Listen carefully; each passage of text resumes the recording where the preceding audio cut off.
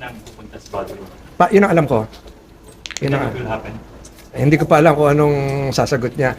So under existing regulations, allowed siya ng 2 appearances to comply with procedural matters, and then we ask what we're supposed to ask. Yun ang gusto nating malaman ngayong araw na ito. Sir, separately, papatawag mo rin ba yung batas sa regular ng Ateneo? We do it one step at a time, and we're cognizant of the St. Francis High School versus Court of Appeals case. Merong nangyari na noon, yung St. Francis High School versus Court of Appeals, na nalunod, na patawan din ng parusa yung principal doon sa naturang kaso. So, parang inaanak kita.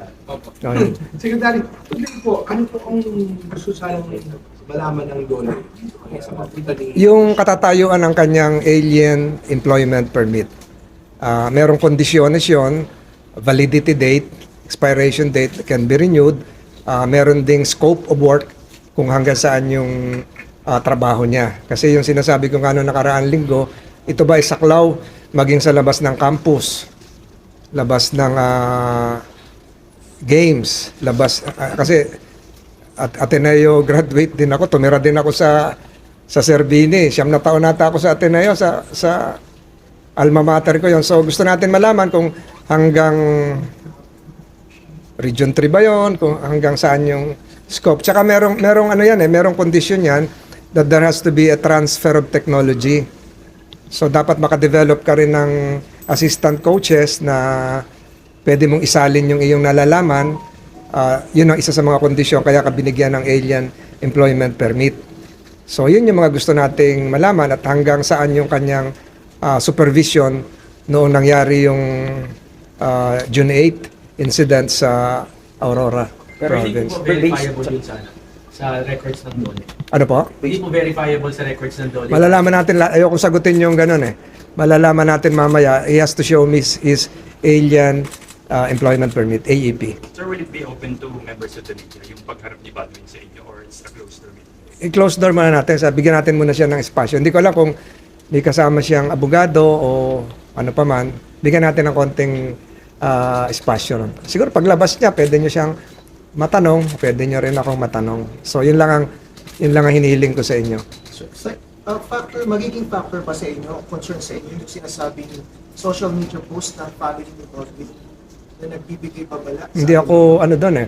Napakinggan ko, nabasa ko, maging yung social media post ng allegedly nanay ni Divine, pero hindi tayo doon tayo sa factual muna ngayon.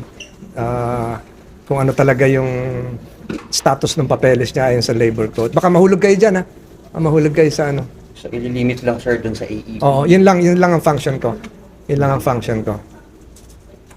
Pero ito siguro madagdag ko, nabanggit ko sa napakinggan niyo na interview ko kanina.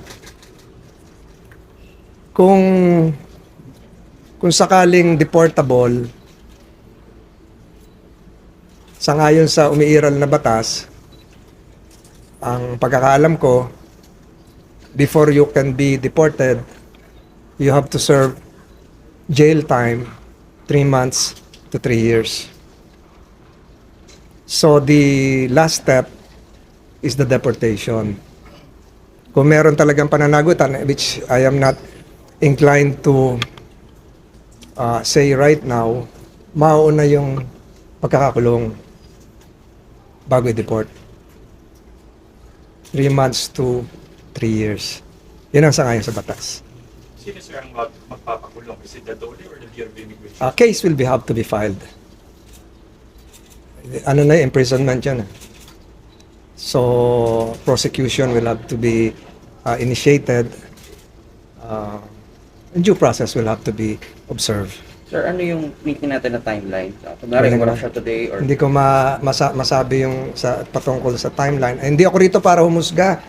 Ang sa akin ay para tingnan lang yung validity ng alien employment permit.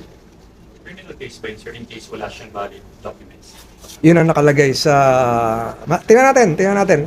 I don't want to jump the gun. Baka mali ako. Nahusgahan din natin. So, hintayin natin kung paano. Yun lang muna siguro. In case Sir Dolly ang magpa-file ng formal complaint against the accused. Yung patungkol doon sa alien employment permit. Okay na tayo? Sir, Mainit yung ano. Personal nag-confirm si Coach or, I mean, Alam ko na on the way, anong sabi, General? Nag-confirm na Oo. 10 o'clock. So, bigyan lang natin ng espasyo. Ano? Ha? Oo.